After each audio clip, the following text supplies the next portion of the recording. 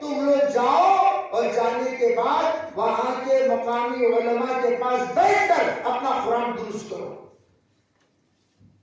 خود بیٹھ کر درست کرنے کی اجازت نہیں تھی. جیسے کہ ہم خود بڑھ جاتی پورے الگوڑا بیٹھ کو آپس میں ایک صاحب کہنے لگے کہ بھئی ایسا بھی پڑھ سکتی ایسا بھی پڑھ سکتی. جیسے ان سے پوچھا گیا انعمت علیہم، کسی نے کہا انعمت علیہم ایسا بولیا تو دونوں پڑھ سکتی تھی. جائے انعمت پڑھنا کوئی ضروری نہیں. انعمت پڑھ رہی وہ بھی صحیح ہے، انعمت پڑھ رہی وہ بھی صحیح ہے، انعمت پڑھ رہی وہ بھی صحیح ہے. دونوں الگوڑ، انہیں بھی الگوڑ انہیں بھی الگوڑ، دونوں بیٹھ کر آپس میں ایسا نہیں پڑھنا بھائی وہ سب تعلیم ہے بھائی، اللہ دل کو دیکھتا ہے. سو انعمت پڑھو. مجھے حیرت ہوئی. ایک بار میں واپس آ رہا ہوں اپنا وقت لگا کر بڑے لمبے سفر میں، شمالی ہند سے دلی سے واپس آتے ہوئے یہ کچھ لوگ باہر ملک میں وقت لگا کر آئے. میں نے ان کے ساتھ چلتے کہا چلو کہ ذرا مذاکرے میں بیٹھ جاتے ہیں قرآن پڑھنے کے لیے. جب بیٹھا تو میرے عزیز بھائیوں 6 ساتھی 6 کے 6 کو سورہ فاتحہ میں 5 غلطیاں. اب بھائی جناب سورہ فاتحہ میں وہ بھی لہنے جلی خفی کی اہدنا الصراط المستقیم پڑھ رہا ہے جناب. میں کو نہیں اہدنا کہتے ہو نہیں، ہمارے حضرت کو نہدنا کو پڑھتی ہوں. ایاک نعبد و ایاک نستعین میں نستعین کو بھی ملا کر جو پڑھتے ہیں قرآ انہیں آپ کا قرآ تو وہاں نوح پڑھ سکتی پڑھ سکتے نہیں. کیا یہ گلفت تو نہ کوئی بولے سنیے نہ پڑھو نہیں. میں سوچا جدید فیصانی تھی میں انہیں سوچا کہتے ہیں اسے اسمام میں بات آ کہتے نوح پڑھ سکتے تو بھی پڑھ سکتی نہیں پڑھ رہا شروع ہے. اس طرح کی غلطیاں حضرت کہنے لگے سنو بھائی جو بھی یہ جماعت کے ساتھ جائیں گے اپنا قرآن خود درست نہیں کریں گے.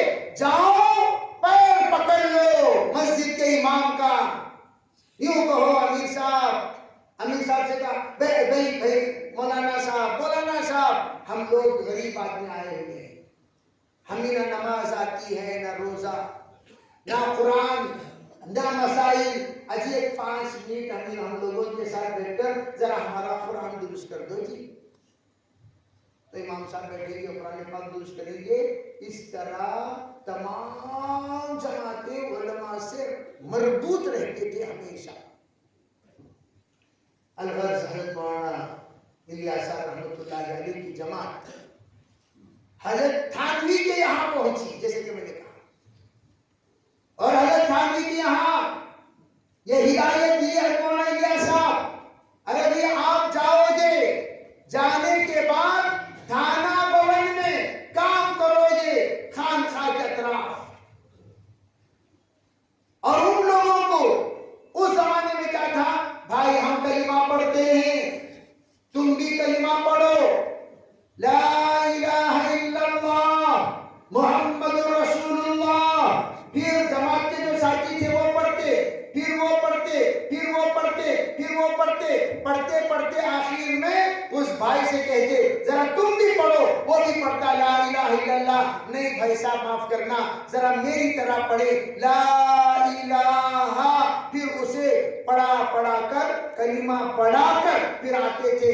حضرت مولانا ظفر عثمانی جو حضرت کے بھانجے تھے انہوں نے دیکھا ارے بھائی جس جگہ پر عالم سے آ کر لوگ اپنا کلمہ دل میں بسا کر جاتے ہیں اس جگہ پر لوگوں کے زبان پر کلمہ نہیں آ رہا ہے. عالم کے لوگ آتے ہیں خانقاہ امدادیہ میں اور وہاں پر اشعار لکھا ہوا ہے 4 چیزیں شرط ہیں استفادے کے لیے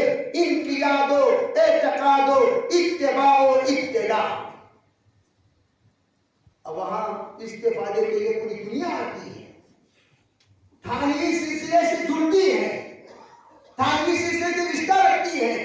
جنوبی ہند میں ایک تھانوی کے خلیفہ ہمارے والد کے ماموں حضرت مولانا سید احمد صاحب کیرنوری رحمت اللہ علیہ، اکیلے خلیفہ پورے جنوب کے۔ حضرت تھانوی کے خلفاء کو سند کے طور پر لوگ مانتے تھے۔ حضرت تھانوی کی سند بڑی عالی سند ہوتی تھی، ہر ایک اعتبار سے، علمی سند بھی، عملی سند بھی، تصوفی سند بھی۔ اور حضرت مولانا سالم صاحب رحمۃ اللہ علیہ کہنے لگے حضرت تھانوی کے خلفاء میں ابرار الحق صاحب اکیلے باقی رہے اور حضرت تھانوی کے شاگردوں میں بندہ اکیلا باقی رہا۔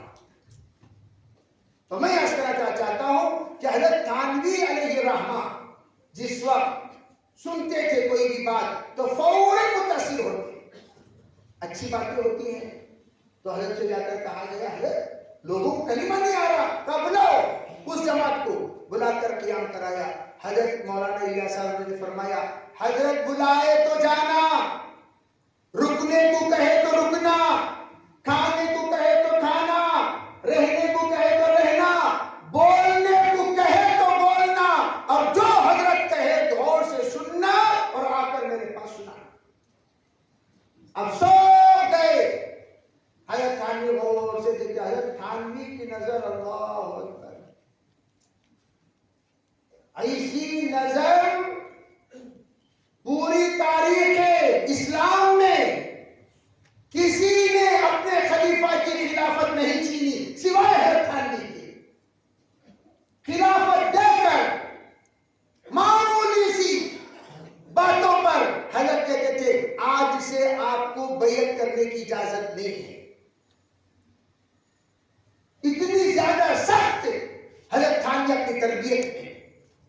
تو حضرت تھانوی نے بلا کر دیکھا لوگوں کو، دیکھنے کے بعد کہا بھائی آؤ کیا قصہ سناؤ۔ سنایا، حضرت تھانوی بڑے غمگین ہوئے۔ حضرت تھانوی کی نے یہ بات کہی تھی، ارے بھائی تم 40 دن کہتے ہو، چلہ کہتے ہو، 4 ماہ کہتے ہو، 10 دن کہتے ہو، 3 دن کہتے ہو، ارے کون جائے گا گھر چھوڑ کے؟ لیکن جب دیکھا میواتی گھر چھوڑ کے آئے ہوئے ہیں، حضرت تھانوی نے فرمایا الیاس نے یاس کو آج سے بدل دیا، الیاس نے یاس کو آج سے بدل دیا۔ اللہ اکبر!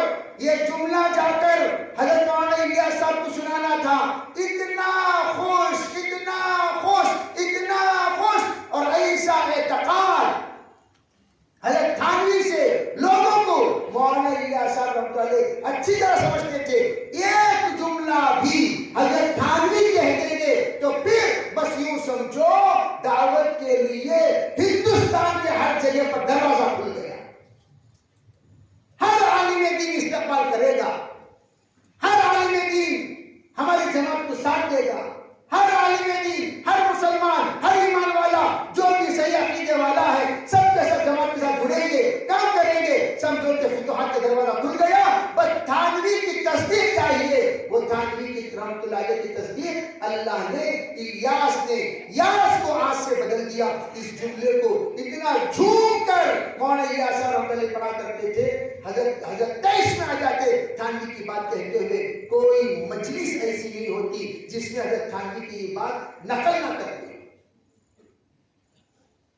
اور 6 نمبر کے سلسلے میں مشہور بات، جب 4 نمبر حضرت مولانا الیاس صاحب نے اکرام العلماء لکھا، حضرت تھانوی حضرت مولانا مفتی کفایت اللہ صاحب رحمت اللہ علیہ نے دیکھ کر کہا حضرت اللہ کے رسول علیہ السلام تو پوری امت کے اکرام کا حکم دیا ہے اور آپ نے علماء کے اکرام کا لکھا ہے، تو کتنا بہتر ہوتا آپ اکرام العلماء کو نکال کر اکرام المسلمین بنا دیں۔ کس کے کہنے پر ہوا؟ حضرت مفتی کفایت اللہ صاحب جو صاحب تعلیم الاسلام ہے، ان کے کہنے پر اکرام العلماء اکرام المسلمین بنا۔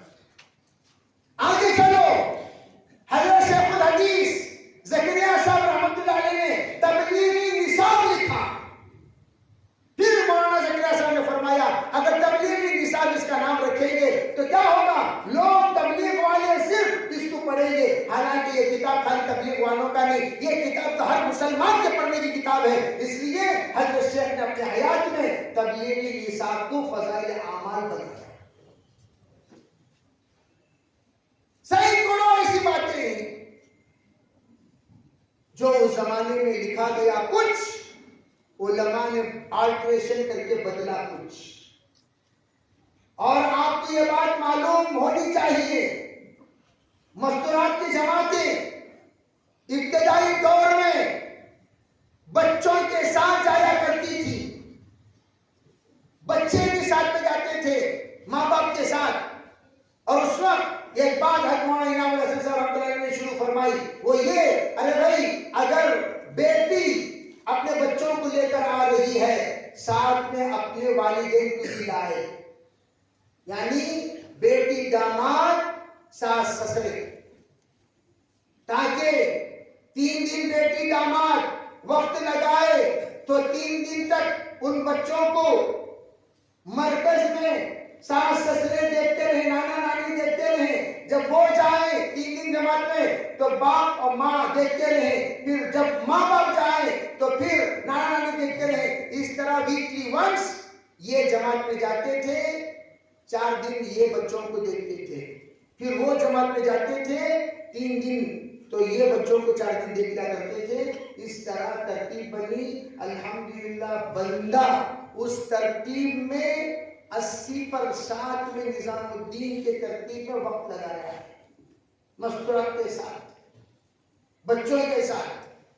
ہماری بھی تب 10 سال کی عمر تھی اور ہم گئے تو اس وقت میں یہی ترتیب، بچے رہنا، ماں باپ جانا. نانا نانی کے پاس بچے رہیں گے، پھر نانا نانی جائیں گے، بچے ماں باپ کے پاس رہیں گے. اس طرح کی ترتیب پر کام ہوتا تھا.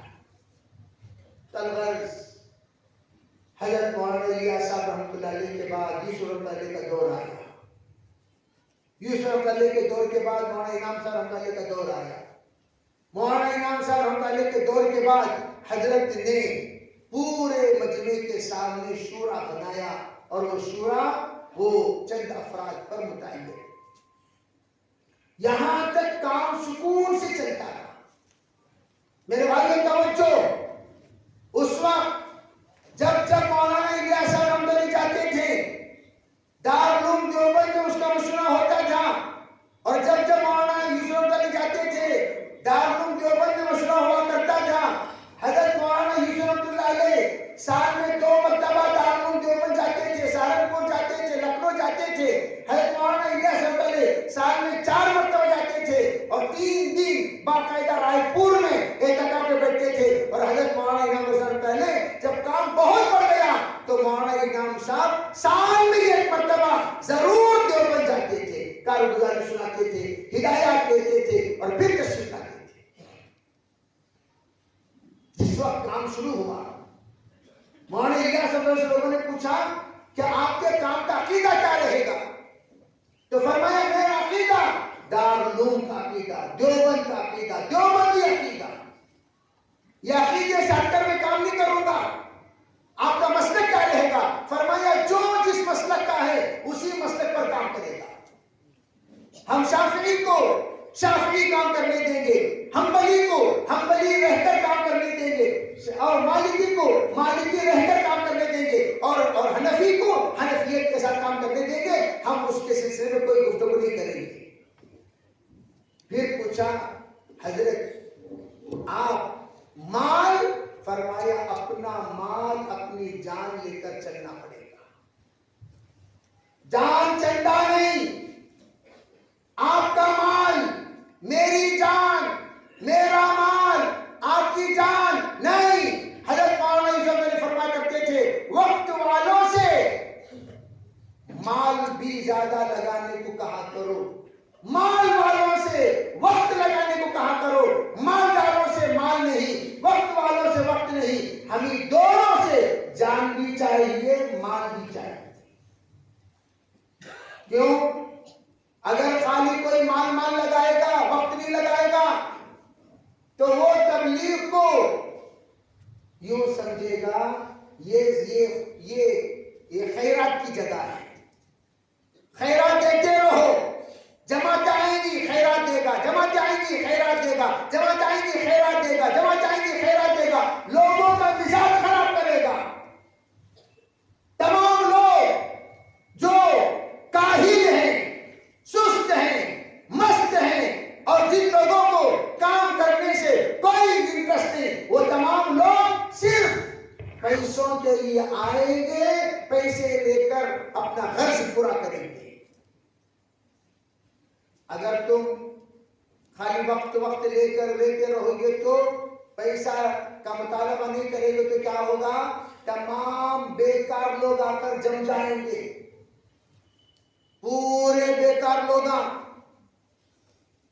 لمحے کی فرصت نہیں، دمڑی کی کمائی نہیں، تمام بیکار لوگ آ کر ایک جگہ پر جمع ہو گئے۔ وہ تمام ٹائم پاس لوگ ہیں، ٹائم پاس کرنا ہے۔ وہ لوگ کریں گے کیا؟ وقت گزاریں گے، وقت گزاریں گے، وقت گزاریں گے۔ وقت کی ان کے پاس کوئی قدر نہیں رہے گی، دن دن گزاریں گے، مہینہ مہینہ گزاریں گے، پورا مہینہ اتنا کام کریں گے جتنا بس چند دن میں کیا جاتا ہے۔ کیوں؟ ان کے پاس تو وقت کی قدر نہیں ہے۔ جس کے پاس جس چیز کی قدر ہے وہ چیز لو، مال کی قدر جن کے پاس ہے ان سے کہو مال لگاؤ دعوت میں، تاکہ تمہارے اندر دین کی اہمیت پیدا ہو۔ جن کے پاس وقت کی قدر ہے ان سے کہو وقت لگاؤ دعوت میں، تاکہ تمہارے اندر دین کی قدر پیدا ہو۔ یہ تھی ترتیب حضرت مولانا یوسف رحمۃ اللہ علیہ کی۔ پھر اس کے بعد ترتیب آ گئی حضرت مولانا انعام صاحب کے زمانے میں۔ جب انعام صاحب کے زمانے میں ترتیب آئی، اب ذرا آپ توجہ سے سنو، تو وہاں پر وقت لگائے ہوئے چند لوگ تھے، وقت لگائے ہوئے لوگ تھے، وقت لگائے ہوئے لوگ۔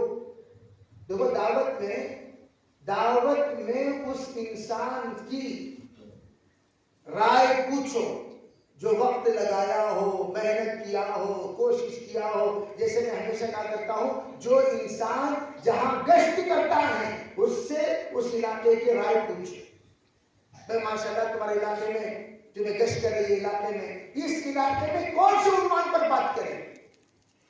وہ بتائے گا یہ عنوان پر بات کرو، یہ عنوان پر۔ کیوں؟ یہاں کے علاقے کے لوگ بہت بیچارے حالات میں ہیں، ان کے حالات یہ ہیں، ان کے حالات یہ ہیں، ان کے حالات یہ ہیں۔ وہ بندہ اچھی طرح جانتا ہے جو بندہ وہاں گشت کرتا ہے، اور وہی گشت کرنے والا اپنی محنت سے تشکیل فرما کر جماعت بنایا، 3 دن کی جماعت، چلے کی جماعت، 4 مہینے کی جماعت، وہ کتنی محنت کر کے بنایا ہوگا۔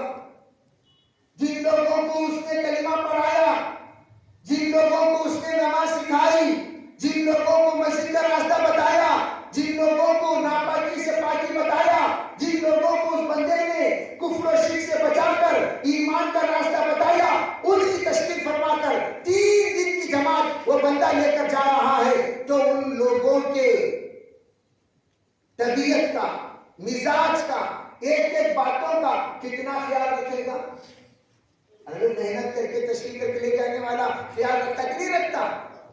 جو محنت نہیں کیا آٹومیٹک بولے بھائی جماعت ریڈی ہے تمہیں بلا لے جاؤ، بھائی جماعت ریڈی ہے تمہیں بلا لے جاؤ، بھائی جماعت ریڈی ہے تمہیں بلا لے جاؤ۔ جہاں جہاں ریڈی میڈ جماعت دی جاتی ہے، جس جماعت میں جماعت بنانے، جماعت کے ذمہ دار کا کوئی محنت نہیں، کوئی ارتریزی نہیں کیا، پسینہ نہیں بہایا، کوئی بھی اس کا حصہ نہیں ہے، ایسا امیر کو اگر آپ ذمہ دار بنا کر بھیجیں گے پوری جماعت کو تباہ کر کے لائے گا۔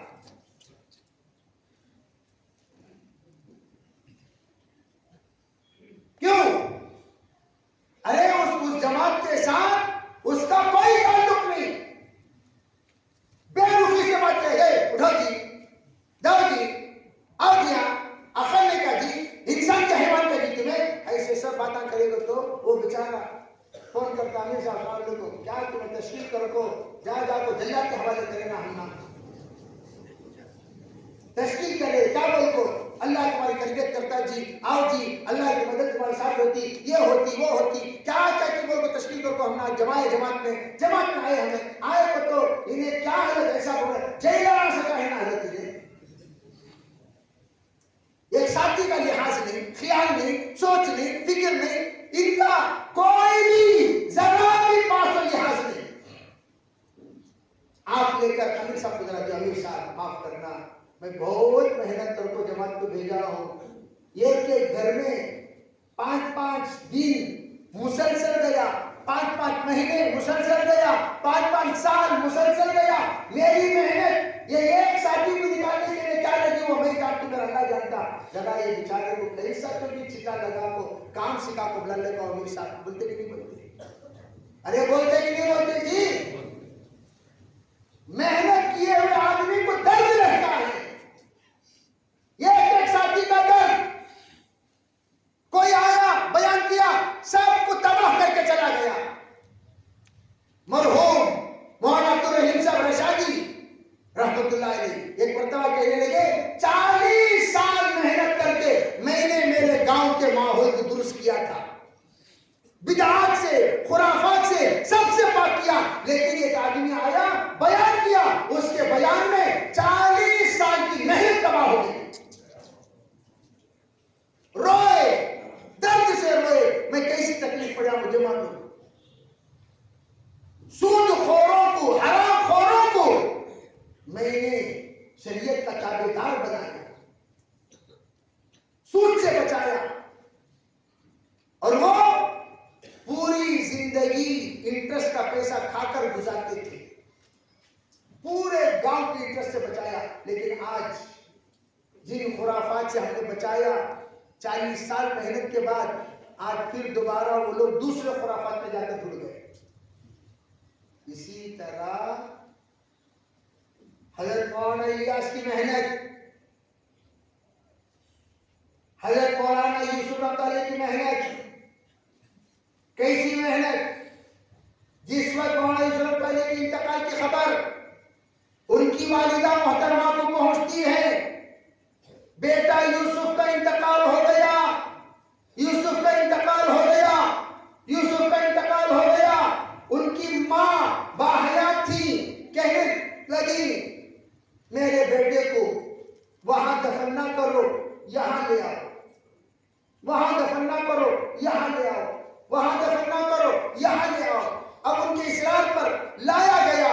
لانے کے بعد انہوں نے دیکھا, دیکھتی رہ گئی, دیکھتی رہ گئی, دیکھتی رہ گئی. آخر میں کہنے لگی بیٹا یوسف آرام کرو, آرام کرو, آرام کرو, تم بہت تھک چکے ہو. کہنے لگے آج میں جی بھر کے میرے بیٹے کو دیکھ رہی ہوں ان کے والد کے انتقال کے بعد. جس دن سے مولانا الیاس رحمۃ اللہ کا انتقال ہوا, اس دن سے مولانا یوسف رحمۃ اللہ علیہ اللہ ماشاءاللہ گھر کے اندر گئے ہوں, پورا وقت باہر باہر باہر باہر. اگر شہر میں رہتے تب بھی پورا وقت مرکز مرکز مرکز مرکز. 6 مہینہ گزر جاتا تھا, یوسف رحمۃ اللہ گھر کے اندر نہیں جاتے تھے. پوچھا جاتا حضرت کیوں, حضرت کیوں؟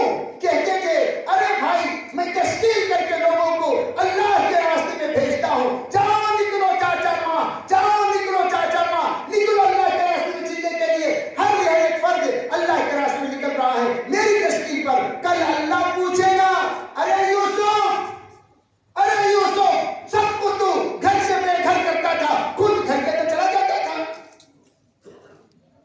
تشکیل کرنے والے تم گھر کے اندر گئے کیسے, تمہارے اندر غیرت کیسے آئی, گھر کے اندر گئے کیسے, تمہاری ضمیر گوارا کیسے کی. پوچھنے کی نہیں پوچھیں گے اللہ, میں نہیں جانتا. مولانا منظور صاحب نعمانی تشریف لائے اپنے اہلیہ محترمہ کے ساتھ. یوسف رحمۃ اللہ علیہ انتہائی جگری دوست تھے, ان کے محترمہ سے بھی تعلقات ہیں ان کے اہلیہ کا. تو حضرت نے کہا محترمہ اندر جائیے, جا کر دیکھ کر آئیے. عیادت کرنے کے بعد کہنے لگی آپ کے دوست سے کہیے کہ وہ بیمار پڑی ہوئی ہیں, آپ کے دوست ان کو دیکھ کر کئی ماہ ہو گئے. کتنا فاصلہ, دروازہ کھولے تو اندر گھر. مولانا یوسف رحمۃ اللہ علیہ سے آ کر کہا گیا آپ کے اہلیہ کئی دن سے فریش ہیں, کاش آپ اپنے محترمہ کو ایک بار دیکھ لیتے تو کتنا اچھا تھا. تو مولانا یوسف علی کہنے لگے میری بیگم اگر اجازت دیتی ہے تو میں آؤں، میری بیگم اگر اجازت دیتی ہے تو میں آؤں۔ تو گئے، جا کر پوچھا کہ حضرت یوں کہتے ہیں آپ اجازت دے، تو جا کر ان کے اہلیہ نے کہا آپ اگر کہیں تو وہ آنے تیار ہیں۔ تو اس وقت ان کے محترمہ کہنے لگی جس دن سے ابو جان کا انتقال ہوا یعنی مولانا یوسف الیاس رحمۃ اللہ علیہ کا، اس دن سے میں نے اپنے پورے حقوق دعوت کے لیے قربان کر چکی ہوں، میرا کوئی حق ان پر نہیں ہے، میں کہہ چکی میری طبیعت کا آپ فکر نہ کریں، میری طبیعت کا فکر نہ کریں، آپ کام کے لیے فارغ ہو گئے ہیں، فارغ ہو جائیں، آپ کام کریں کام کریں کام کریں، میری خوشی اور میرے لیے یہی نجات کا سبب بنے گا کہ میں آپ کو کام کے لیے فارغ کی۔ یہ ہے یوسف رحمۃ اللہ علیہ کی قربانی۔ یوسف علی کی زندگی ایسی گزرتی تھی۔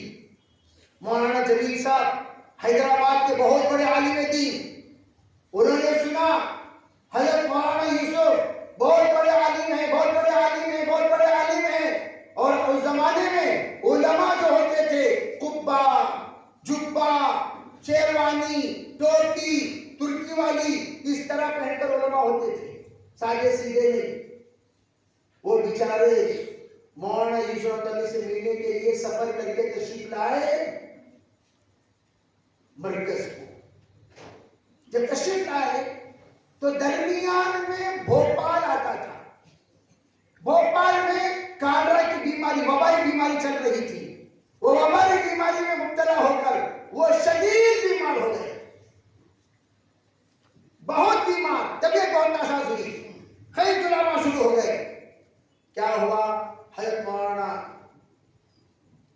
یوسف رحمۃ اللہ علیہ کو اطلاع دی گئی مولانا جمیل صاحب تشریف لا رہے ہیں، تو ان کو ایک کمرہ حجرہ دے دیا گیا، وہ آئے، آرام کیے، ان کی دوا دارو کا انتظام کیا گیا، ماشاءاللہ طبیعت اچھی ہو گئی۔ اچھی ہونے کے بعد اپنے ساتھیوں سے کہنے لگے بھائی ہمارا سفر یہاں آرام کرنے کے لیے نہیں ہوا، میں جو آیا ہوں مولانا یوسف سے ملنے کے لیے آیا ہوں، ابھی تک مولانا یوسف سے ملاقات نہیں ہوئی، کیا بات ہے؟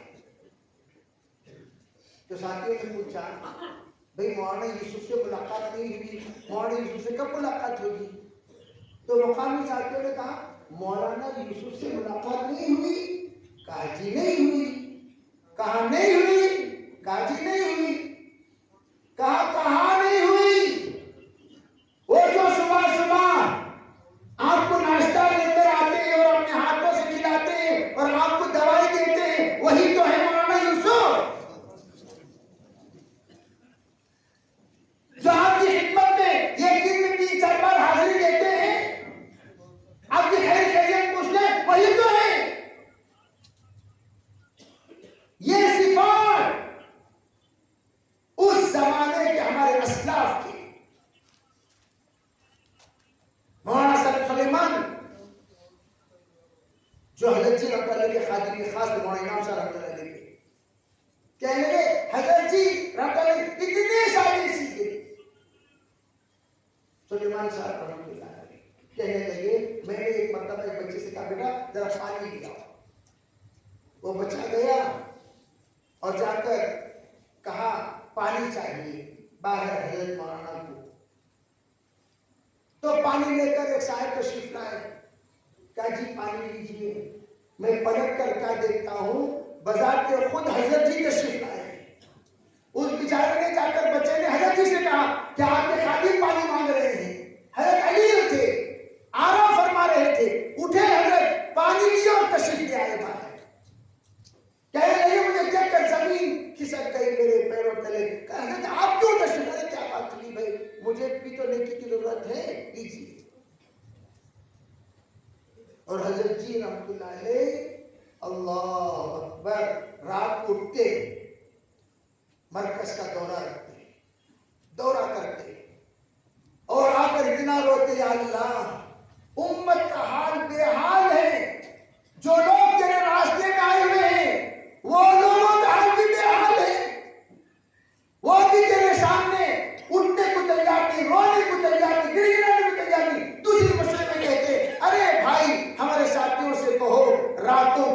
دعاؤں کا اہتمام کرے، راتوں کی دعاؤں کا اہتمام کرے، راتوں کی دعاؤں کا اہتمام کرے۔ ہمارے مولانا احمد ڈار صاحب ایک مرتبہ چلے، کبھی زندگی میں ایسا نہیں ہوا کہ حضرت جی رحمۃ اللہ علیہ نے ہمیں سفر کے لیے کہا اور سفر کی تیاری کے لیے ہم سب حضرت کے انتظار میں ہوں، نہیں، حضرت رحمۃ اللہ علیہ ہمارے انتظار میں پہلے آ کر بیٹھ جایا کرتے تھے۔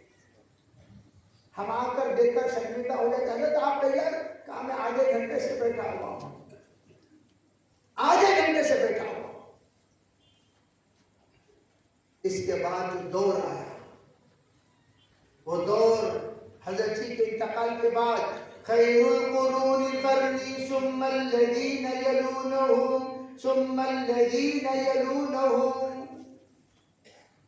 میں ہمیشہ کہا کرتا ہوں، دعوت کی ترتیب بھی دیکھتے چلو، سیرت کی ترتیب بھی دیکھتے چلو، دونوں ترتیبوں میں عجیب موافقت نظر آئے گی۔ جس طرح حضرت نبی اکرم صلی اللہ علیہ وسلم کو اجہل لوگ ملے، ایسے لوگ ملے جن کو زمانے جاہلیت کہا جاتا ہے، جن کے زمانے کو، اسی طرح حضرت مولانا الیاس صاحب رحمۃ اللہ علیہ کو بھی ایسے لوگ ملے جن پر حکومت کرنے کو کوئی تیار نہیں تھا۔ جاہل، انتہائی اعلیٰ درجے کے جاہل میواتی لوگ۔ اسی طرح جس طرح مولانا یوسف علی فرمایا کرتے تھے، 3 خصوصیتیں عربوں کی تھیں، وہی 3 خصوصیتیں میواتیوں کی ہیں۔ نمبر 1، 3 خصوصیتیں جو نبیوں میں پائی جاتی تھی، پگڑی، داڑھی، لاٹھی، یہ تینوں میواتیوں میں پائی جاتی ہیں۔ اللہ نے میواتیوں کو اس لیے قبول کیا کہ ان کے اندر سادگی پائی جاتی ہے، سادگی پائی جاتی ہے، سادگی پائی جاتی ہے، اور وہی سادگی اللہ نے اہل مکہ کو عطا فرمایا تھا۔ اسی طرح جس طرح 3 دور کے بعد 4تھے دور میں نبوت کے بعد فتنہ شروع ہوا، اسی طرح 3 دور کے بعد 4تھا دور میں فتنہ شروع ہو گیا، ایام الفتن۔ وہ کس سے شروع ہوا؟ اس گھر کو آگ لگی گھر کے چراغ سے، اس گھر کو آگ لگی گھر کے چراغ سے، تجھے جدا پسند مجھے جدا پسند، تجھے خدا پسند مجھے خودی پسند۔ ایسا انسان آ گیا دور رامے میں جو کہتا ہے، او الیاس، او یوسف، او انعام، تجھے جدا پسند مجھے جدا پسند، تجھے خدا پسند مجھے خودی پسند۔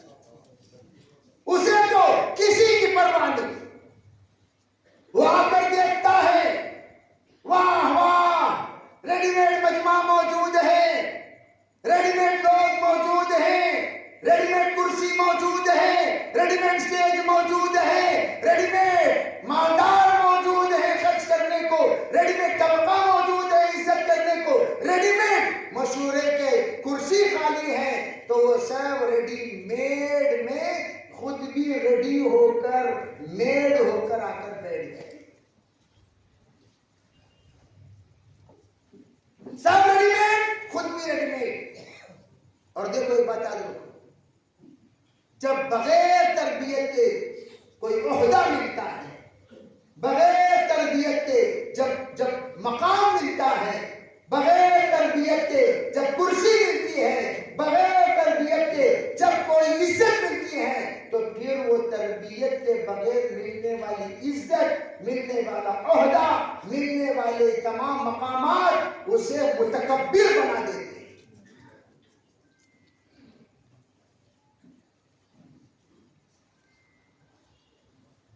چنانچہ جیسے میں نے کہا آپ لوگوں کو کہ تمام اکابرین متواضع تھے، اور جناب کے تکبر کا تو اندازہ ماشاءاللہ اس زمانے کے مصافحہ کرنے والے لگا چکے ہوں۔ مجھے اس پر تبصرہ کرنا نہیں، مجھے آج یہ بتانا جب کندے بے تراش لا کر رکھ دیتا ہے. اس کی عزت اس کے مقام سے زیادہ جب دی جاتی ہے، وہ یوں ذہن میں رہتا ہے کہ اس وقت پورے جتنے بیٹھے ہوئے ہیں ان سب میں ایک مجدد کا درجہ رکھتا ہوں. چنانچہ ان اللہ کے بندے کا دماغ یہ بنا کہ اصل میرے پردادا بانی ہیں، میرے دادا اس کو پروان چڑھانے والے ہیں، اور میرے والد انتقال ہونے کی وجہ سے